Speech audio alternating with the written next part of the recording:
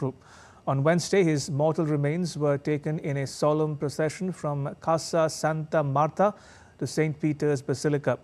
Cardinals accompanied the open casket as it passed through St. Peter's Square, where worshippers gathered and applauded the late Pope.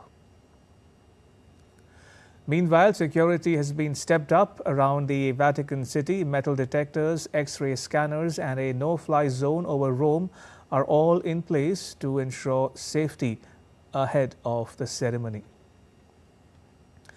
The funeral for Pope Francis will take place on Saturday. Thousands of mourners will be able to pay their tributes to the late pontiff.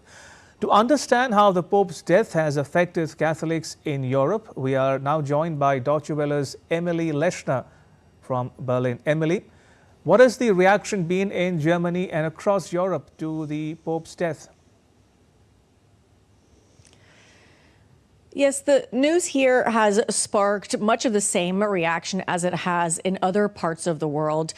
Catholics and even non-Catholics who admired Pope Francis are deeply saddened by the news of his death. He was well regarded here, particularly for his pastoral perspective and for speaking up for marginalized groups. His outlook really resonated with Germans because here in Germany, the Christian tradition has deep roots in service and aiding the most vulnerable. Germany's incoming Chancellor Friedrich Merz referenced this when he shared his condolences, as did many of Germany's senior Catholic clerics and other leaders around the world. And both Chancellor Scholz, outgoing Chancellor Scholz, and Germany's President Frank-Walter Steinmeier are scheduled to attend the Pope's funerary service on Saturday. Emily, now the Pope leaves behind a legacy of commitment to the less fortunate in general and immigrants in particular, at a time when there is a lot of debate and division over how to address the large numbers of people fleeing conflicts. How was the Pope's message received in Germany? Well, you're right. It also comes at a time when the number of German Catholics have declined drastically in recent years.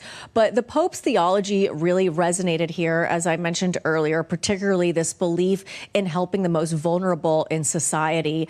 Last year, Pope Francis and Chancellor Olaf Scholz met in Rome, where they spoke about immigration and the war in Ukraine. There were lots of topics that the Vatican and German leaders saw eye to eye on.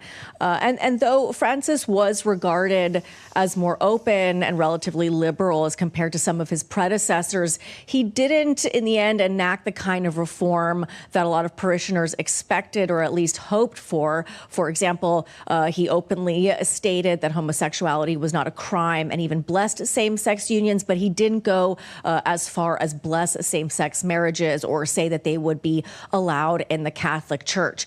And this lack of tangible reform, along with the abuse scandals and some deviation into theological thought, is the reason why a number of German Catholics have left the Catholic Church in years at such drastic numbers.